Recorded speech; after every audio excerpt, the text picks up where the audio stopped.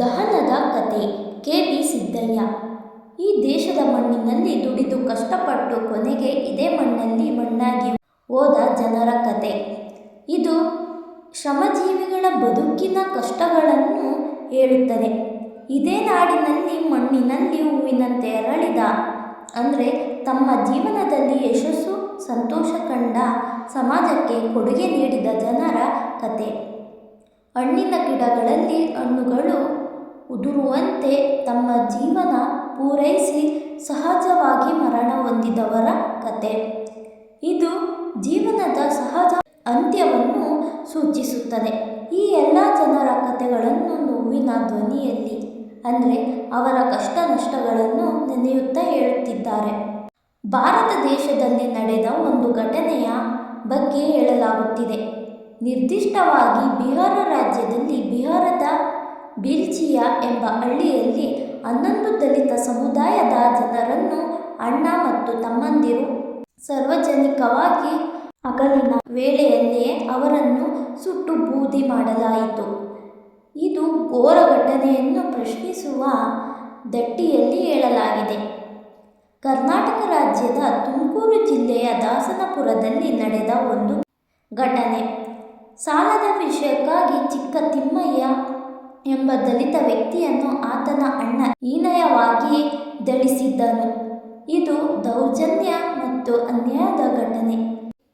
ದಲಿತ ಸಮುದಾಯದ ಒಬ್ಬ ವ್ಯಕ್ತಿ ಹಲ್ಲೆಗೊಳಗಾಗಿ ಏಟುಗಳಿಂದ ದೈಹಿಕವಾಗಿ ಮತ್ತು ಮಾನಸಿಕವಾಗಿ ನೋವು ಅನುಭವಿಸುತ್ತಿದ್ದಾನೆ. ಆದರೆ ಪೊಲೀಸರಿಗೆ ದೂರು ನೀಡಲು ಹೋದಾಗ ಅಲ್ಲಿಯೂ ಕೂಡ ಗೌಡರು ತಮ್ಮ ಪ್ರಭಾವ ಬಳಸಿ ದಲಿತ ವ್ಯಕ್ತಿಗೆ ಅವಮಾನ ಮಾಡಿ ದೂರು ದಾಖಲಾಗದಂತೆ ತಡೆಯುತ್ತಾರೆ. ಇದು ವ್ಯವಸ್ಥೆಯಲ್ಲಿ ದಲಿತರಿಗೆ ನ್ಯಾಯ ಸಿಗದಿರುವ ಸ್ಥಿತಿ. ಮರುದಿನ ರಾತ್ರಿ ಕಲ್ಲು ಮತ್ತು ನೀರು ಕರಗುವ ಸಮಯದವರೆಗೆ, ಅಂದರೆ ತಡರಾತ್ರಿಯವರೆಗೆ ಸಮಯವನ್ನು ಸೂಚಿಸಲು ಬಳಸುವ ರೂಪಕ. ದಲಿತನ ಗುಂಡಾರ ಅಥವಾ ಮನೆಗೆ ಬಲವಂತವಾಗಿ ಪ್ರವೇಶಿಸಿ ನಾಯಿಯನ್ನು ಎಳೆದಂತೆ ಆ ವ್ಯಕ್ತಿಯನ್ನು ಎಳೆದುಕೊಂಡು ಬಂದು ಅಲ್ಲಿರುವ ಒಂದು ಕಣದಲ್ಲಿ ಹಾಕಿ ಆತನನ್ನು ತುಂಡು ತುಂಡಾಗಿ ಕತ್ತರಿಸಿದರು. ಯಾರೋ ರಕ್ತಪಾತ ಅಥವಾ ಹಿಂಸಾಚಾರಕ್ಕೆ ಕಾರಣರಾಗಿದ್ದಾರೆ. ಗುಡಿಸಲುಗಳನ್ನು ಒಟ್ಟುಗೂಡಿಸಿ ಬೆಂಕಿ ಹಚ್ಚಿ ಬೂದಿ ಮಾಡಲಾಗಿದೆ. ಇದು ದೊಡ್ಡ ಪ್ರಮಾಣದ ನಾಶ. ಈ ಭಯಾನಕ ಸಮಯದಲ್ಲಿ ಆಕಾಶದಲ್ಲಿ ಮೋಡಗಳು ಚದುರಿ ಹೋಗದೆ ಹಾಗೆಯೇ ನಿಂತಿವೆ. ಅಂದರೆ ಪ್ರಕೃತಿಯು ಈ ಘಟನೆಗೆ ಪ್ರತಿಕ್ರಿಯಿಸುತ್ತಿಲ್ಲ. ಮೋಡಗಳು ಕಪ್ಪಾಗಿ ದುಃಖ ಮತ್ತು ಶೋಕವನ್ನು ಸೂಚಿಸಿದರೆ ಒಳ್ಳೆಯದಿತ್ತು. ಆದರೆ ಮೂಡಲ ಸೀಮೆಯ ಹದ್ದುಗಳು ಹಾರಾಡದಿದ್ದರೆ, ಪೂರ್ವ ದಿಕ್ಕಿನ ಹದ್ದುಗಳು ಹಾರಾಡದೆ ಸುಮ್ಮನಿದ್ದರೆ, ಅಂದರೆ ಸಾವಿನ ಸೂಚನೆಗಳು ಇಲ್ಲದಿದ್ದರೆ, ಗಾಳಿಯು ಸುಳಿಯದೆ ನಿಂತು ಗಾಳಿಯು ಬೀಸದೆ ನಿಂತಿದ್ದರೆ, ಬೂದಿ ತೂರಾಡದಿದ್ದರೆ, ಸುಟ್ಟು ಗುಡಿಸಲುಗಳ ಗಾಳಿಯಲ್ಲಿ ತೂರಾಡದೆ ಇದ್ದರೆ ನನ್ನ ಮನಸ್ಸು ನಗುತ್ತಿತ್ತಲ್ಲೋ.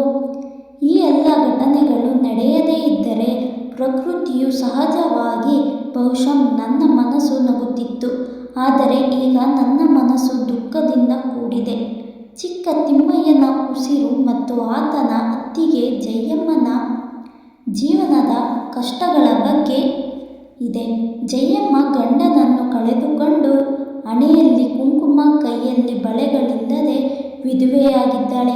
ಆಕೆಯ ಕನಸಿನಲ್ಲಿ ನಡೆಯುವ ಮಾರಿಹಬ್ಬ, ಕ್ವಾಣದ ಮೆರವಣಿಗೆ ಮತ್ತು ಕೊನೆಗೆ ಕ್ವಾಣ ಬಾಯಿಗೆ ಕ್ವಾಣನ ಕಾಲು ಹಾಕುವ ಘಟನೆಗಳು ಆಕೆಯ ಬದುಕಿನ ದುರಂತ. ಈ ಘಟನೆಗಳಿಂದ ನೊಂದ ಜಯಮ್ಮ ಎದ್ದು ಬೀಳುತ್ತಾಳೆ. ಕೊನೆಗೆ ಆ ಮಹಿಳೆ ಎದ್ದು ನಿಲ್ಲುತ್ತಾಳೆ. ತನ್ನ ಮಾಂಗಲ್ಯದ ಸಂಕೇತವಾದ ತಾಳಿಯನ್ನು ನೆನೆದುಕೊಂಡು ತಲೆ ಗೆದರಿಕೊಂಡು ಕಣ್ಣುಗಳಿಂದ ಕೆಂಡದಂತಹ ನೋಟ ಬೀರುತ್ತಾ ತನ್ನ ಗಂಡ ಬಳಸುತ್ತಿದ್ದ ಕುಡುಗೋಲನ್ನು ಹಿಡಿದು ಕೆಲಸಕ್ಕೆ ಹೊರಡುತ್ತಾಳೆ. ಶ್ರೀಮಂತರ ಹೊಲದಲ್ಲಿ ಕುಳಿತು ದುಃಖ ಮತ್ತು ನೋವಿನಿಂದ ಕರಗಿದ ಕಣ್ಣುಗಳಿಂದ ರಕ್ತದಂತಹ ಕಣ್ಣೀರನ್ನು ಸುರಿಸುತ್ತಾಳೆ. ಈ ನಾಡಿನಲ್ಲಿ ತುಳಿತಗೊಳ್ಳಲಾಗದ ಮಣ್ಣು ಪಾಲಾದ ತನ್ನ ಜನರನ್ನು, ಅವರ ಮೇಲೆ ದೌರ್ಜನ್ಯ ನಡೆದ, ಕೊಲೆಗಳಾದ ನಮ್ಮಲ್ಲಿ ಕೋಪ ಉಕ್ಕಿ ಬರುತ್ತದೆ. ರಕ್ತದ ಪ್ರತಿ ಕಣವು ಅಣುವಿನಂತೆ ಸಿಡಿಯುವಷ್ಟು ಆವೇಶ ಬರುತ್ತಿದೆ. ಈ ನೆಲದಲ್ಲಿ ತುಳಿತಗೊಳಗಾದ ನನ್ನ ಜನರು ಒಂದಾಗಬೇಕು. ದಲಿತರ ಸಂಘಟನೆಯನ್ನು ಸೇರಿಕೊಂಡು ಗುಡುಗು ಮತ್ತು ಸಿಡಿಲಿನಂತೆ ಪ್ರಬಲವಾಗಿ ಹೋರಾಡಬೇಕು. ಸುರಿಯುವ ಮಳೆಯಲ್ಲಿ ನಾವೆಲ್ಲ ಸಂತೋಷದಿಂದ ಕುಣಿಯಬೇಕು. ಸಂತೋಷದ ಕ್ಷಣಗಳು ಮತ್ತೆ ಮನುಷ್ಯರಾಗಿ ಬಾಳಬೇಕು.